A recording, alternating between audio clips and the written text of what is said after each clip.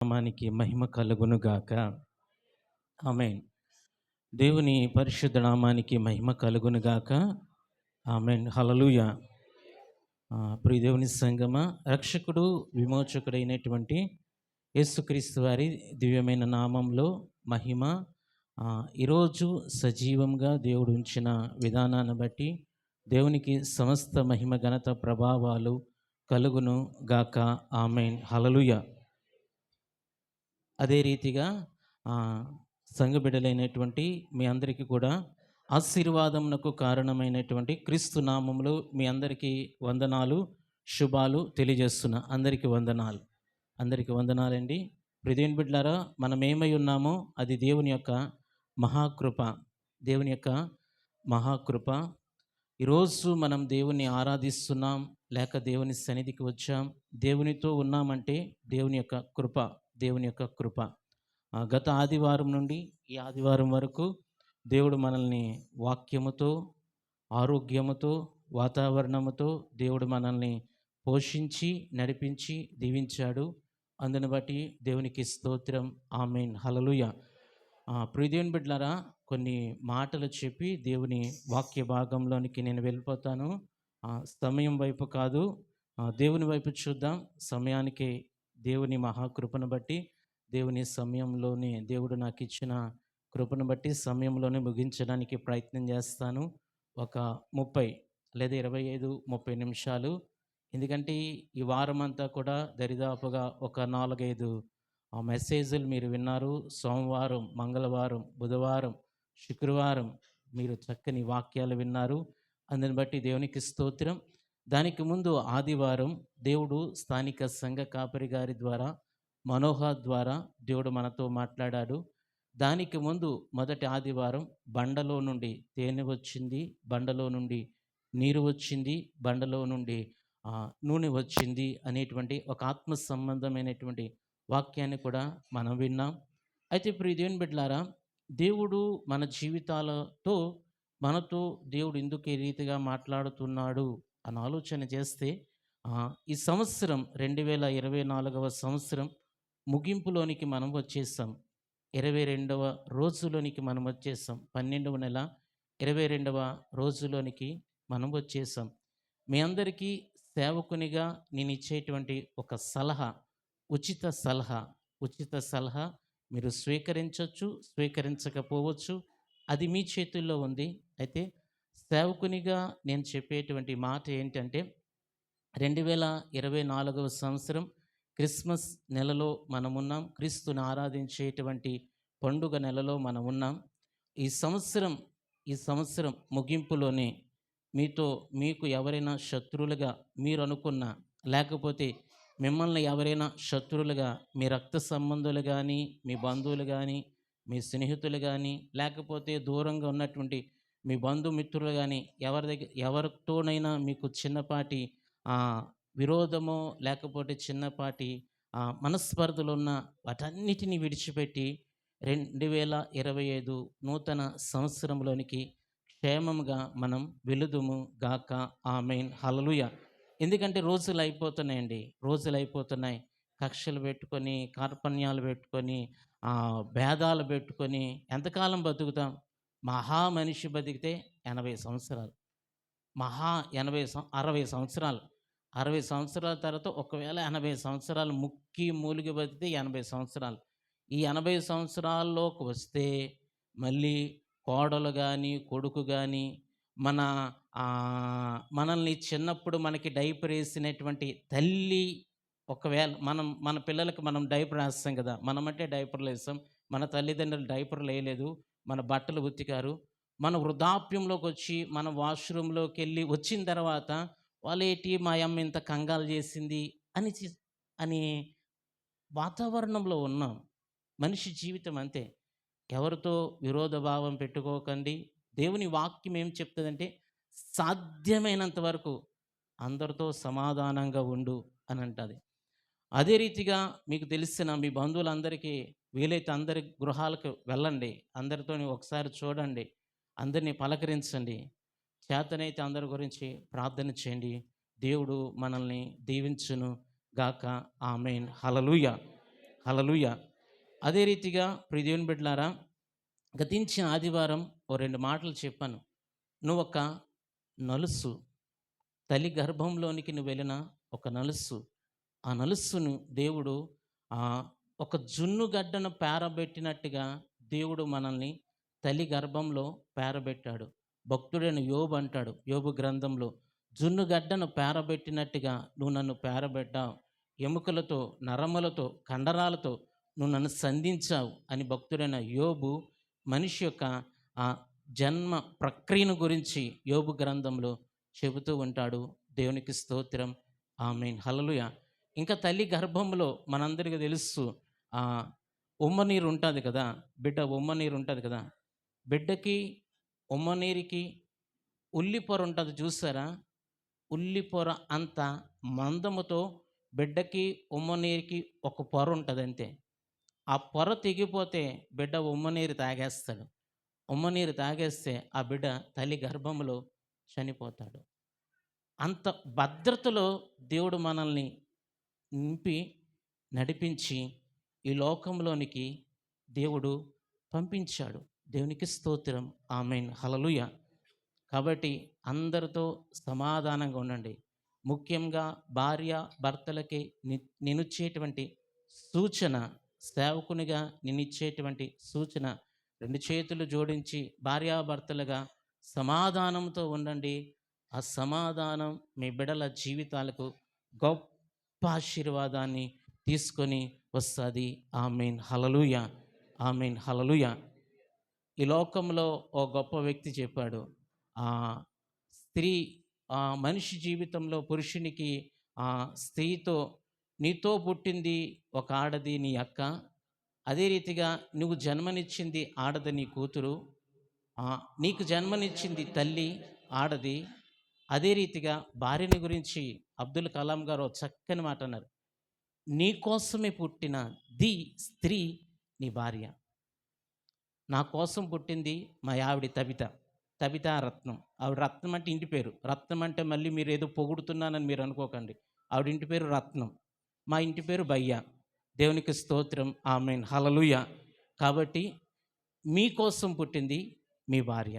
కాబట్టి భార్య భర్తలుగా సమాధానంగా ఉండండి, సమాధానంగా ఉండండి. దేవుడు మనల్ని దీవించి ఆశీర్వదించును గాక. ఆమేన్. హల్లెలూయా. హల్లెలూయా. ప్రియదేవుని బిడ్డలారా, దేవుని వాక్యం మనం ఇందాక చదువుకున్నటువంటి వాక్యంలో సమస్త ప్రజలకు నీ రక్షణను చూపిస్తున్నావు అని భక్తుడు కీర్తనకారుడు అన్నాడు. ఈరోజు దేవుని వాక్యాన్ని మనం చదువుకొని ముందరికి వెళ్దాం. దానికి ముందు ఓ 2 మాటలు. క్రిస్మస్ అంటే ఏంటి అనంటే వెలుగు. క్రిస్మస్ అంటే వెలుగు. చీకటిలో ఉన్నటువంటి ప్రజల మీదకి దేవుని వెలుగు ఉదయించడమే క్రిస్మస్. దేవునికి స్తోత్రం. ఆమేన్. హల్లెలూయా. మత్తయి సువార్త 4వ అధ్యాయం ఒకసారి 15వ వచనాన్ని మనం చదువుకుందాం. మత్తయి సువార్త 4వ అధ్యాయం 15వ వచనం అక్కడ ఉండదు కానీ 12, 16 వరకు ఉంటుంది. ఆ నజరేతుని విడిచి, అది చదవండి అమ్మా. విడిచి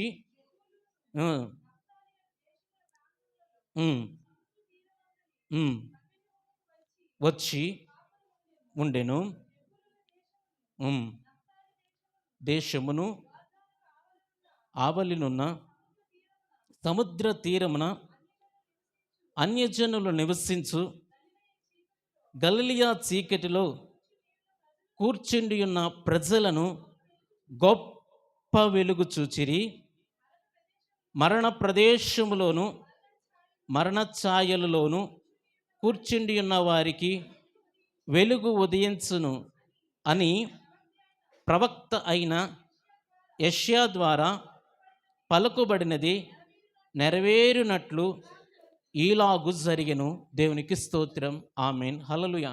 యెషయా గ్రంథం 60వ అధ్యాయం, ప్రియదేవుని బిడ్డలారా, 60వ అధ్యాయం 1, 2 వచనాల్లో చూసుకుంటే వెలుగు చాలండి. ఆ ప్రవచనాన్ని భక్తుడైనటువంటి యెషయా ప్రవచించాడు. ఆ ప్రవచనం నెరవేరడానికి యేసు ప్రభు ఈ భూమి మీదకి వచ్చిన తర్వాత, ఆయన బాప్తిస్మమును తీసుకున్న తర్వాత, ఆయన శోధింపబడిన తర్వాత, ఆయన వెళుతున్నటువంటి సమయంలో ఆయన ఏ పరిచర్యనైతే ఆయన జరిగిస్తున్నాడో ఆ సమయంలో దేవుని వాక్యం ఆయన నెరవేర్చినట్టుగా ఇక్కడ మనం చదువుకున్నాం. మత్తయి సువార్త 4వ అధ్యాయం 15 నుండి 16 వరకు. అయితే ప్రియ దేవుని బిడ్డలారా, ఆ చివరి వచనంలో ఇలాగు జరిగెను అనేటువంటి మాటను బ్రాకెట్లో పెట్టారు. ఇలాగు జరిగెను అనేటువంటి మాట బ్రాకెట్లో ఉంది. దేవునికి స్తోత్రం. క్రిస్మస్ అంటే వెలుగు, వెలుగు. ఈ మాట మర్చిపోద్దు. క్రిస్మస్ అంటే మరణ ఛాయలలో ఉన్నటువంటి, పాపముతో నశించిపోతున్నటువంటి, లేకపోతే పాప సంబంధమైనటువంటి యాతనలతో నిజదేవుడు తెలియక నశించిపోతున్నటువంటి ప్రజల జీవితాలలోనికి, చీకటిలో ఉన్నటువంటి వ్యక్తుల మీదకి దేవుని వెలుగు ఉదయించడమే క్రిస్మస్. దేవునికి స్తోత్రం. ఆమేన్, హల్లెలూయా.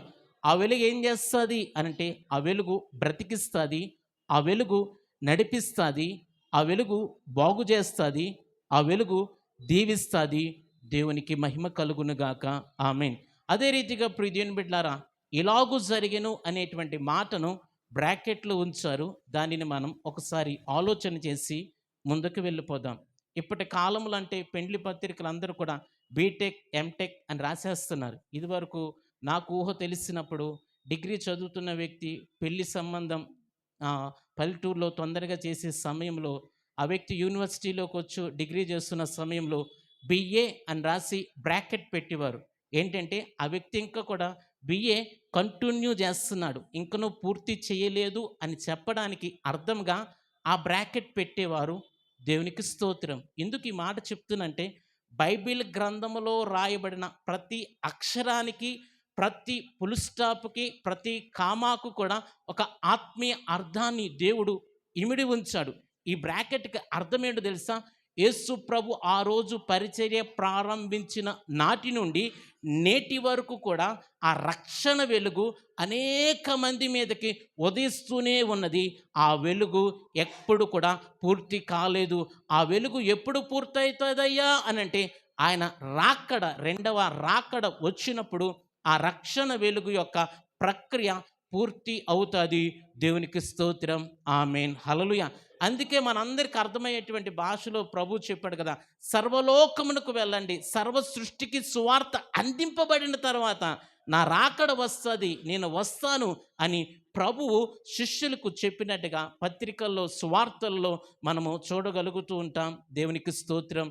ఆమేన్, హల్లెలూయా. అయితే ప్రియ దేవుని బిడ్డలారా, ఈరోజు వెలుగు అనేక మంది మీదకి ఉదయించింది. ఈ కూడి ఉన్నటువంటి మనందరి మీదకి కూడా దేవుని వెలుగు ఉదయించింది. ఉదయించినటువంటి వెలుగు మనల్ని ఏం చేసింది అంటే, పాప మరణములో నుండి ఆ వెలుగు మనల్ని విడిపించింది. పాప మరణములో నుండి, పాప మరణ ఛాయలలో నుండి ఆ వెలుగు మనల్ని విడిపించి ఈరోజు దేవుణ్ణి ఆరాధించేవారిగా దేవుడు మనల్ని ముందుకి నడిపిస్తున్నాడు. దేవునికి స్తోత్రం. ఆమేన్, హల్లెలూయా. అయితే ప్రియ దేవుని బిడ్డలారా, ఈ వెలుగు ఇలాగ ఉదయించింది కాబట్టి ప్రభుని ఆరాధించుకుంటూ, మనం పండుగ చేసుకుంటూ, కొత్త బట్టలు వేసుకుంటూ, పిండి మంటలు తినుకుంటూ వెళ్ళిపోతే సరిపోతాదా అనంటే, అది ఒక వరకు మాత్రమే, కొంతవరకు మాత్రమే ప్రియ దేవుని సంగమా. అయితే నువ్వు ఏ వెలుగుతోనైతే, నీ మీద ఏ వెలుగైతే ఉదయించిందో, ఏ వెలుగుతోనైతే నువ్వు రక్షింపబడ్డావో, ఏ వెలుగుతోనైతే నువ్వు సరిదిద్దబడ్డావో, ఏ వెలుగుతోనైతే నేను మారు మనసు పొందానో, ఆ వెలుగును నాలో నుండి అనేక మందికి పంపించగలిగితే ఆ క్రిస్మస్ ఆత్మ సంబంధమైన క్రిస్మస్గా, ఆ క్రిస్మస్ ప్రభువు మెచ్చుకునే క్రిస్మస్గా, ఆ క్రిస్మస్ క్రీస్తులోనికి మనము వెళ్ళేటువంటి క్రిస్మస్గా, ఆ క్రిస్మస్ మన జీవితాలను మార్చును గాక. ఆమేన్, హల్లెలూయా. ప్రియదేవుని సంగమా, మనము అక్షర సంబంధమైన బోధ గురించి, అక్షర సంబంధమైన జీవితం గురించి ప్రభుని నమ్మలేదండి.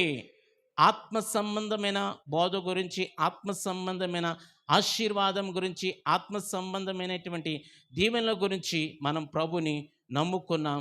దేవునికి స్తోత్రం. అదే సమయంలో నన్ను గమనించండి ప్రియ దేవుని బిడ్డలారా, దేవుడు నువ్వు ఆత్మీయంగా అనేక మందిలోనికి ఆయన వెలుగును ఉదయింపజేయగలగవని దేవుడు ఆయన వెలుగును నీ మీద ఉదయించాడు. దేవునికి స్తోత్రం. ఆమేన్, హల్లెలూయా. మనిషిని దేవుడు నమ్మాడు. మనిషి దేవుణ్ణి పరిపూర్ణంగా నమ్మటలేదు. అదే సమయంలో మనిషి మరొక మనిషిని నమ్మట్లేదు. భర్త భార్యను నమ్మితే మీ పాస్వర్డ్ చెప్పండి, ఫోన్ పాస్వర్డ్ చెప్పండి. వాట్సాప్‌కో ఒక పిన్ను, ఫేస్‌బుక్‌కో పిన్ను, ఫోన్ ఓపెన్ చేయడానికో పిన్ను. ఎందుకు ఈ మాట చెప్తున్నారు? భర్త భార్యను నమ్మాలి, భార్య భర్తను నమ్మాలి, తల్లిదండ్రులు పిల్లలు నమ్మాలి, పిల్లలు తల్లిదండ్రులు నమ్మాలి. ప్రియదేవుని బిడ్డలారా, నమ్మకం మీదే విశ్వాస జీవితమైన సమాజమైన ఆధారపడి ఉన్నది. సూపర్ 6 వస్తాయనే కదా ఓటేసి.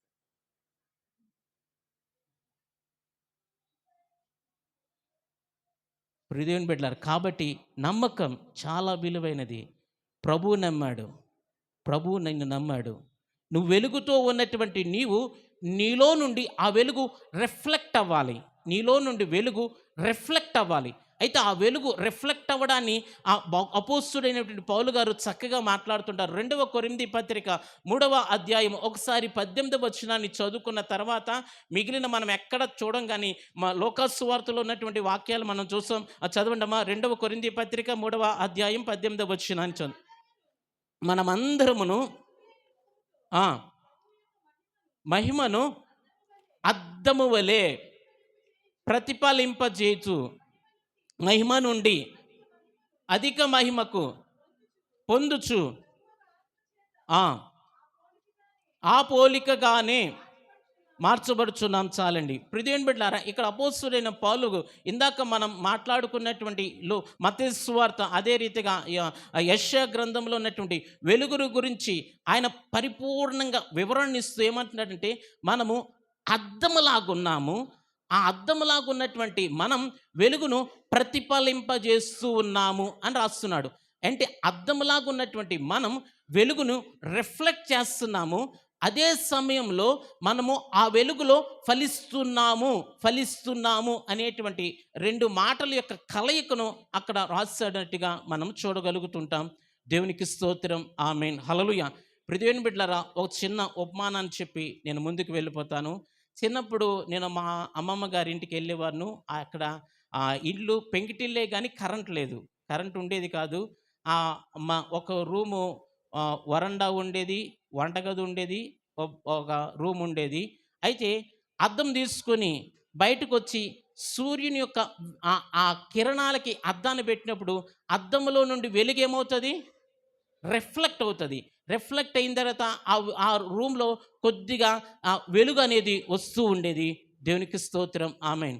ఇప్పుడున్నటువంటి యూత్కి అలాంటి ఆటలన్నీ లేవనుకుంటా. దేవునికి స్తోత్రం, ఆమేన్, హల్లెలూయా. లేకపోవడమే మంచిది. అదే సమయంలో జాగ్రత్త, మాకు పాపం చాలా దూరంగా ఉంది. ఇప్పుడున్నటువంటి యవన బిడ్డలకి, చంటి బిడ్డలకి పాపం చాలా దగ్గరగా ఉంది, చాలా దగ్గరగా ఉంది. కాబట్టి చాలా బీ కేర్ఫుల్. దేవునికి స్తోత్రం, ఆమేన్, హల్లెలూయా.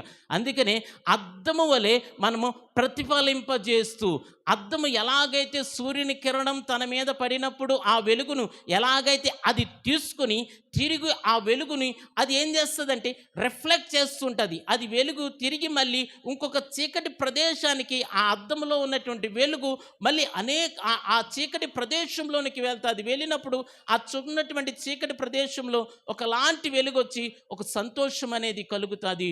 దేవునికి స్తోత్రం, ఆమేన్, హల్లెలూయా. ఒకవేళ మీకు డౌట్ ఉంటే, సూర్యుడు వచ్చినప్పుడు ఆయన తుఫానుని ఆయన ఆపు చేసిన తర్వాత, ఇప్పుడున్న తుఫాన్ అంతా కూడా ఎవరిదో అని అనుకుంటున్నారు, కానీ 83వ కీర్తన 15వ వచనాన్ని చదువుకోండి. నీ తుఫాను చేత అని వాక్యం సెలవిస్తుంది. తుఫాన్ని కలగజేసింది దేవుడే. కాబట్టి దేని గురించి బాధపడవలసిన పని లేదు. దేవునికి స్తోత్రం, ఆమేన్, హల్లెలూయా. ఇందాక మనం చదువుకున్నాం, దేవుని వెలుగు మరణ ఛాయలలో ఉన్న వారి మీదకి వచ్చింది. మరణ ఛాయలలో ఉన్నటువంటి నీ మీదకి వచ్చిన వెలుగులో నువ్వు ఫలించాలి. అదే సమయం ఆ వెలుగుని అనేక మందికి నువ్వు చూపించాలి. అదే ఆత్మ సంబంధమైన క్రిస్మస్. దేవునికి స్తోత్రం, ఆమేన్, హల్లెలూయా. ఇంతవరకు మనకు అర్థమైంది అనుకుంటా. అర్థమైందండి? Yes, no, all right. ఎంత పని చేసావా? Yes, no, all right, understand. దేవునికి అండర్స్టూడ్ అయిపోయింది. దేవునికి స్తోత్రం, ఆమేన్. చాలా సింపుల్గా మరొకసారి దేవుడు చెప్తున్నాడు, నువ్వు అద్దము వలె నువ్వు ప్రతిఫలించాలి. నీ మీదకి దేవుని వెలుగు వచ్చింది. ఆ వెలుగును నువ్వు తీసుకొని ఆ వెలుగులో నువ్వు ఫలించాలి. ఫలిస్తున్న సమయంలో నీలో నుండి దేవుని వెలుగు మరొకరి మీదకి వెళ్ళాలి. అలాగ వెళితే ఆ క్రిస్మస్ నీ జీవితానికి ఆనందాన్ని తీసుకొని వస్తుంది. దేవునికి స్తోత్రం. ఆమేన్. హల్లెలూయా. మత్తయి సువార్త 4:15 అధ్యాయం మూలవాక్యం. అదే రీతిగా యెషయా గ్రంథం 60వ అధ్యాయం, అదే రీతిగా 2వ కొరింథీ పత్రిక 3:18 ఉన్నటువంటి సారాంశం అంతా ఏంటి అనంటే, దేవుని వెలుగు నీ మీద ఉదయించింది. ఉదయించిన వెలుగులో నువ్వు ఫలించాలి. ఫలించిన వెలుగు అనేక మందిలోనికి వెళ్ళాలి. అలాగ వెళ్ళడము ద్వారా వారుకున్నటువంటి పాపం పోతుంది, వారికున్నటువంటి పనికిరాని జీవితం పోతుంది, వారికున్నటువంటి పనికిరాని అలవాట్లు పోతాయి. వారు ప్రభుకి దూరస్తులుగా ఉన్నారు, వారు చీకటిమయం ఉన్నారు. చీకటిమయమైనటువంటి వారిలోనికి దేవుని వెలుగు వెళ్ళినప్పుడు వారు వెలిగింపబడి వెలుగులోనికి వచ్చి వారిలో నుంచి చీకటి దూరం అయిపోతుంది. దేవునికి మహిమ కలుగును గాక. ఆమేన్. హల్లెలూయా. అలాగుండాలంటే ఏం చెయ్యాలి? వెలుగులో ఫలించాలి. ఫలించిన వెలుగులో ఇతరులకు మనం పంచాలి. దేవునికి స్తోత్రం. ఆమేన్. హల్లెలూయా. మనం రక్షింపబడ్డాం. రక్షింపబడినటువంటి మనం రక్షణలో ఎదగాలి. రక్షణలో ఎదిగినటువంటి మనం అనేక మందికి రక్షణను పంచాలి. దేవునికి మహిమ కలుగునుగాక. ఆమేన్. హల్లెలూయా. అలాగ ఉండాలంటే ఏం చేయాలంటే మనందరికీ తెలుసు. ఇప్పుడు మీరందరూ కూడా లూకాసు సువార్తను తీసి పెట్టుకోండి. 2 విషయాలు లేదా 3 విషయాలు అన్నీ కూడా లూకాసు సువార్తలో ఉన్నటువంటి విషయాలను మనం చదువుకుందాం. దేవునికి స్తోత్రం. 2వ అధ్యాయం ఒకసారి 28వ వచనాన్ని ఒకసారి 32వ వచనాన్ని చదువుకుందాం ప్రియదేవుని బిడ్డలారా. ఆ, ఆ, ఆ, ఆ. మహిమగాను నీవు సకల ప్రజల ఎదుట సిద్ధపరిచిన నీ రక్షణ నేను కన్నులారా చూచి తిని. చాలండి. ఈ మాట చెప్తున్నటువంటి వ్యక్తి ఎవరంటే సుమియోను అనేటువంటి ఒక పాస్టర్ గారు. సుమియోను అనేటువంటి యాజకుడు దేవాలయంలోనికి యేసు ప్రభుని 8వ రోజు సున్నతి చేయడానికి, యేసులో సమర్పించడానికి యోసేపు మరియమ్మలు యేసును ఎత్తుకొని దేవాలయంలోనికి తీసుకొని వచ్చారు. దేవునికి స్తోత్రం. ఆమేన్. హల్లెలూయా. దేవాలయంలోనికి యేసు ప్రభును ఎత్తుకొని తీసుకొని వచ్చారు. ఆ పైనన్నీ కూడా మీరు ఆ పైనన్ని 28వ వచనాన్ని కూడా మీరు చదువుకోండి ప్రియదేవుని బిడ్డలారా. తల్లిదండ్రులు శిశువుని తీసుకొని వచ్చి దేవాలయంలోనికి వచ్చినప్పుడు, సమయం లేదు కాబట్టి నేను వివరించేస్తున్నాను, అందరూ నన్ను చూడండి. దేవాలయంలోనికి తీసుకొని వచ్చినటువంటి ఆ బిడ్డను సిమియోను ఎత్తుకొని నీ రక్షణ వెలుగు నేను చూశాను అని అంటున్నాడు. నీ రక్షణ వెలుగు నేను చూశాను అని అంటున్నాడు. ఇప్పుడు యేసు ప్రభు వెలుగు, యేసు ప్రభు రక్షణ సిమియోను చేతిలోనికి రాకముందు, సిమియోను రక్షణ వెలుగు చూడకముందు, సిమియోను రక్షణ సంబంధమైనటువంటి క్రీస్తుని చూడకముందు యేసు ప్రభు ఎవరి చేతుల్లో ఉన్నారు? పేర్లు చెప్పాలి. యోసేపు చేతిలో, తల్లిదండ్రుల చేతుల్లో ఉన్నారు. మరియ చేతుల్లో, యోసేపు చేతుల్లో ఉన్నారు. ఇప్పుడు యోసేపు మరియ ఏం కలిగి ఉన్నారంటే రక్షణను కలిగి ఉన్నారు. దేవునికి స్తోత్రం. నేను మరియ గురించి నేను వివరించను కానీ యోసేపును గురించి మాత్రమే నేను వివరిస్తాను. దేవునికి మహిమ కలుగును గాక. ఆమేన్. ప్రియ దేవుని బిడ్డలారా, యోసేపు రక్షణను కలిగి ఉన్నాడు, క్రీస్తుని కలిగి ఉన్నాడు. కలిగి ఉన్నటువంటి క్రీస్తుని సిమియోనికి అందించాడు. దేవునికి మహిమ కలుగును గాక. ఆమేన్. హల్లెలూయా. అయితే ప్రియ దేవుని బిడ్డలారా, యోసేపునే దేవుడు ఎందుకు ఎన్నిక చేసుకున్నాడు అని ఆలోచన చేస్తే మత్తయి సువార్త ప్రియ దేవుని బిడ్డలారా మొదటి 2 వచనాల్లో కానీ యోసేపు ఆమెను అవమానపరచక, మరియను అవమానపరచక విడిచిపెట్టాలి అనేటువంటి ఆలోచన కలిగి ఉన్నటువంటి సమయంలో దేవుని దూత వచ్చింది. ఇది దేవుని ప్రణాళిక అని ఎప్పుడైతే చెప్పిందో ప్రియ దేవుని సంగమా, యోసేపు వెంటనే దేవుని మాటకు లోబడిపోయాడు. దేవుని మాటకు లోబడ్డాడు. దేవునికి స్తోత్రం. ఆమేన్. హల్లెలూయా. ఇందాకే నేను చెప్పాను, నువ్వు రక్షణ వెలుగు కలిగి ఉన్నటువంటి నీవు మనుష్యులను అవమానపరిచే జీవితం కానీ జీవిస్తే నీలోనున్న రక్షణ తగ్గిపోతుంది, నీలోనున్న దేవుని వెలుగు తగ్గిపోతుంది, నీలోనున్న దేవుని ప్రణాళిక తగ్గిపోతుంది, నీలోనున్నటువంటి దేవుని ప్రేమ తగ్గిపోతుంది. నువ్వు అద్దము వలె ప్రతిఫలించలేవు, నువ్వు ఫలించలేవు. దేవుని దేవుడు దేవుడు మనల్ని అవమానించాలనుకుంటే అవమానించడం వేరు, గద్దించడం వేరు. మొర్దెకే చేసింది గద్దింపు, హామాను చేసింది అవమానం. మొర్దెకే ఎస్తేరుని గద్దించాడు. 4వ అధ్యాయం ఎస్తేరు గ్రంథం ఇంటికి వెళ్ళిన తర్వాత చదువుకోండి. ఏమన్నాడంటే, నువ్వు కాకపోతే ఇంకొకటి ద్వారా దేవుడు సహాయాన్ని అందిస్తాడు. అది గద్దింపు. గద్దింపు ఏం చేస్తుంది అంటే బుద్ధి తీసుకొని వస్తుంది. గద్దింపు ఏం చేస్తుంది అంటే దేవునికి లోబడేదిగా చేస్తుంది. గద్దింపు ఏం చేస్తుంది అంటే సరిదిద్దుతుంది. అవమానం ఏం చేస్తుంది? నలుగురిలో తలెత్తుకోలేకుండా చేస్తుంది. అవమానం ఏం చేస్తుంది? దేవుని ప్రణాళికకు వ్యతిరేకంగా పనిచేస్తుంది. దేవుని ప్రణాళికకు వ్యతిరేకంగా పనిచేస్తుంది. సమయం లేదు కాబట్టి నేను వివరించట్లేదు, కానీ మత్తయి సువార్త 1వ అధ్యాయం ఆమెను అవమానపరచునొల్లక అని ఎప్పుడైతే అనుకున్నాడో, ప్రియ దేవుని బిడ్డలారా, ఎప్పుడైతే అనుకున్నాడో, ప్రియ దేవుని బిడ్డలారా, ఎప్పుడైతే అనుకున్నాడో వెంటనే దేవుని దూత మరియ పక్షంగా యేసేపుతో మాట్లాడుతుంది. ఇక్కడ ప్రియ దేవుని బిడ్డలారా, ఒక విషయాన్ని గమనించండి. నీ భర్త కానీ, నీ బిడ్డలు కానీ, నీ తోటివారి కానీ, నీ తోటి విశ్వాసులు కానీ, నీతో ఉన్నవారు నిన్ను అవమానిస్తున్నారా? బాధపడద్దు. అవమానింపబడుతున్న వ్యక్తి పక్షంగా ప్రభువు పనిచేస్తాడు. దేవునికి స్తోత్రం, ఆమేన్, హల్లెలూయా. బాధపడవలసిన పని లేదు. అయితే అవమానించేవాడు అద్దము వలె ప్రతిఫలించలేడు. రక్షణ వెలుగు ఇతరులకి పంపించలేడు. దేవునికి స్తోత్రం, ఆమేన్, హల్లెలూయా. నువ్వు అద్దానివి. దేవుని వెలుగు నీ మీద ఉదయిస్తుంది. ఉదించిన వెలుగు నీలో నుండి ఇతరులకు వెళ్ళాలి. వాక్యం మాత్రమే అర్థం కాదు, నువ్వు కూడా అద్దానివే. జాగ్రత్త సుమా. కాబట్టి నీ జీవితం, అవమానించేవాడు క్రీస్తు వెలుగులో ఫలించలేడు. అవమానించేవాడు క్రీస్తు వెలుగుని పంచలేడు. అవమానించేవాడిలో నిజ క్రిస్మస్ ఆనందం ఉండదు. దేవునికి స్తోత్రం, ఆమేన్, హల్లెలూయా. మొదటిగా మనము యేసేపులాగా ఉండాలి. ఎవరిని ఎప్పుడు అవమానించకండి. కోపం వచ్చిందా, బాధ వచ్చిందా, 10 అంకెలు లెక్కెట్టుకోండి, 10 సార్లు దేవుని స్తుతించండి. అంతేగాని అనేసి మూతులు తిప్పేసి, పండగ సమయంలో మూతులు తిప్పేసి వాళ్ళని బాధ పెట్టేసి మీరు దెబ్బలు తీసేసి పండగని ఎండగగా చేసుకోకండి. దేవునికి స్తోత్రం, ఆమేన్. ఎందుకు ఈ మాట చెప్తున్నట్టే, మనవి క్రైస్తవ కుటుంబాలు. మీరు ఇంటికి వెళ్ళిన తర్వాత లేటెస్ట్ సాంగ్స్ మీరు పెట్టండి, సినిమా పాటలు. మీ పక్కోళ్ళు ఏమంటారు? దేవుని బిడ్డలు కదా, సినిమా పాటలు పెట్టుకున్నారేటి అంటారు. ఎందుకు ఆ మాట అంటారు తెలుసా? నువ్వు దేవుని బిడ్డవని దెయ్యము మరొకసారి నిన్ను హెచ్చరిస్తుంది. దేవునికి స్తోత్రం, ఆమేన్, హల్లెలూయా. జాగ్రత్త. నువ్వు అద్దానివి. ఆ రోజు యేసేపు మరియ యేసుని ఎత్తుకున్నారు, క్యారీ చేశారంటే రక్షణ వెలుగు కలిగి ఉన్నారు. దేవునికి స్తోత్రం. ఆ వెలుగును సిమియోనుకి ఇచ్చారు.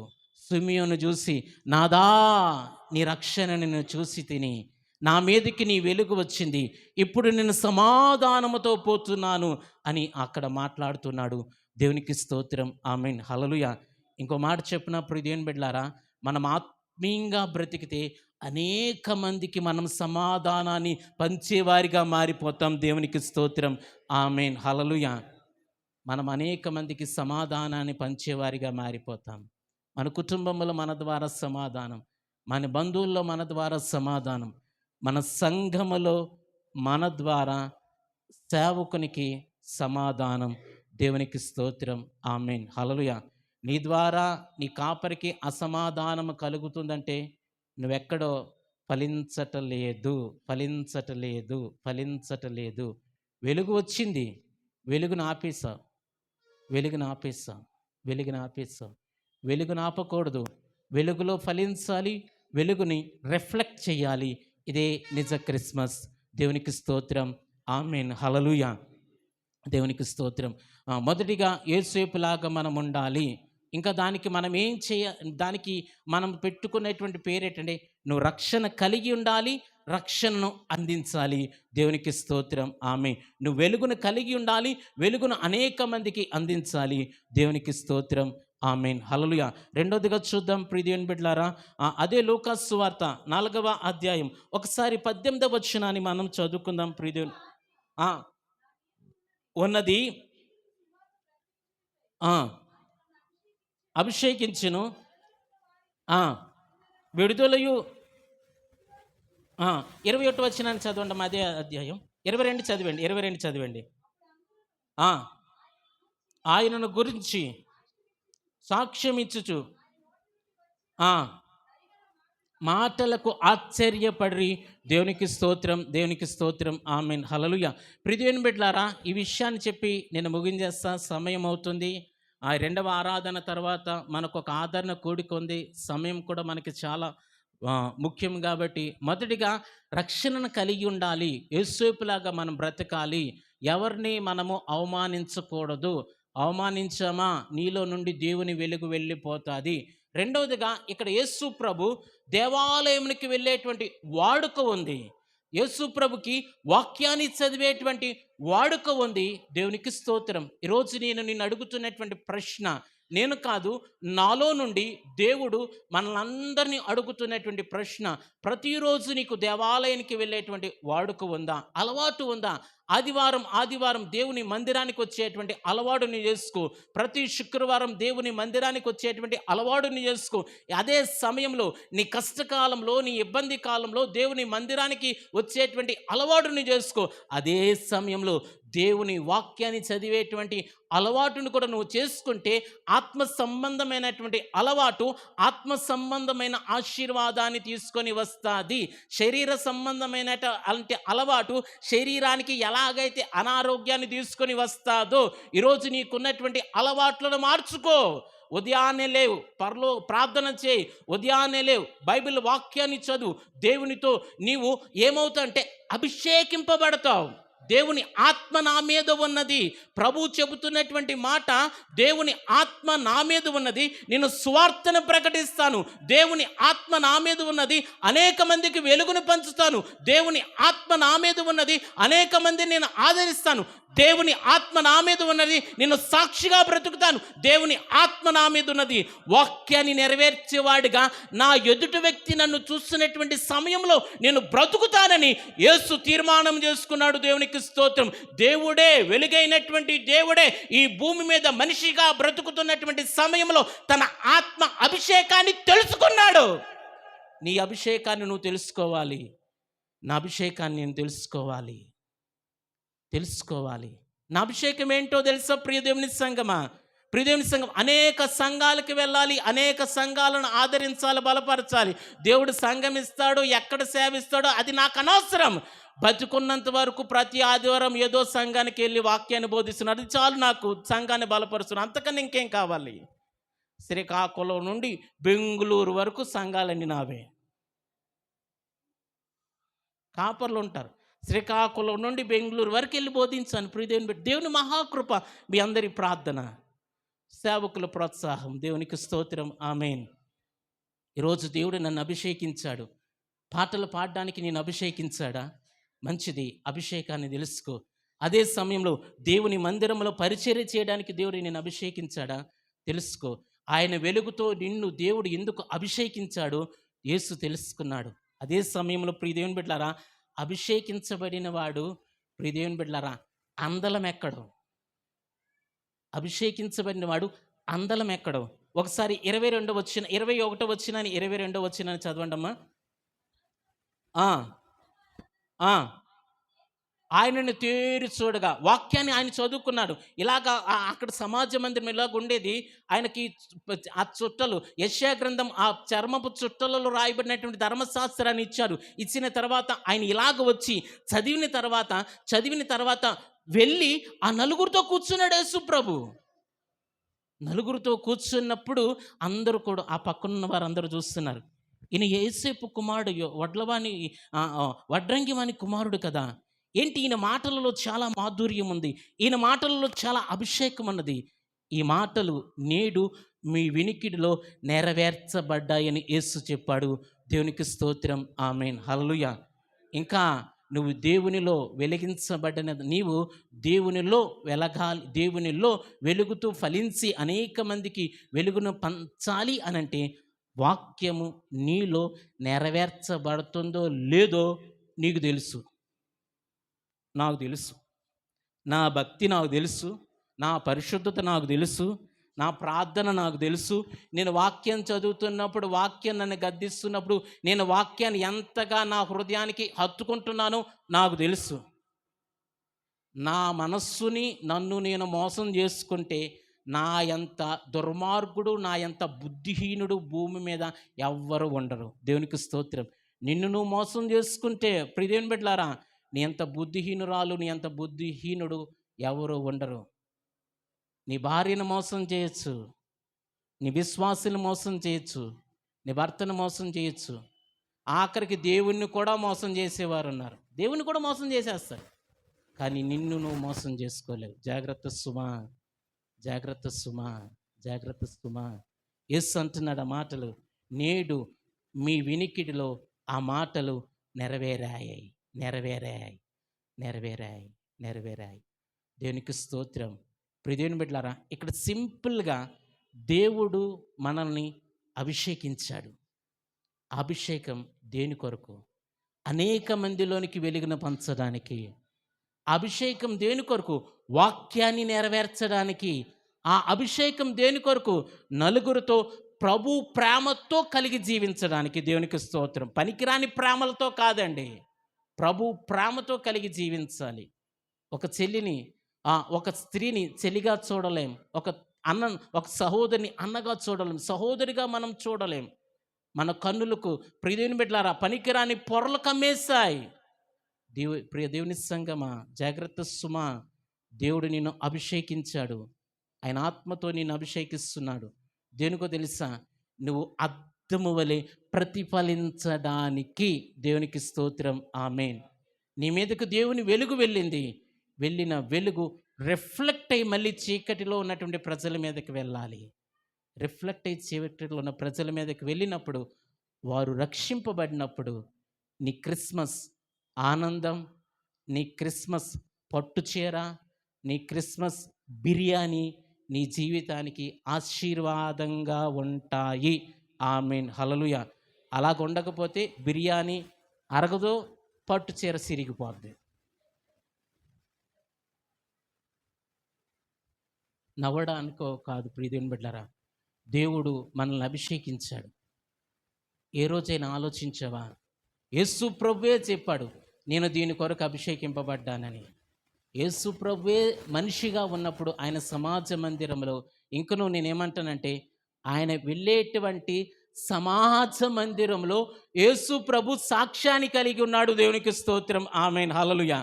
ఈరోజు ఇంకా ప్రియదేవుని బిడ్డలారా, మరొక విషయాన్ని దేవుడు ఇప్పుడే నాకు ఈ బయలుపరిచిన విషయం, ఈరోజు నేను వచ్చేటువంటి ఈ మందిరంలో నేను ఒక సాక్ష్యాన్ని కలిగి ఉండాలి, నువ్వు ఒక సాక్ష్యాన్ని కలిగి ఉండాలి, నువ్వు ఒక సాక్ష్యాన్ని కలిగి ఉండాలి. ప్రియ చెల్లి, ప్రియ తమ్ముడు, ప్రియ అన్న, నువ్వు ఒక సాక్ష్యాన్ని కలిగి ఉండాలి.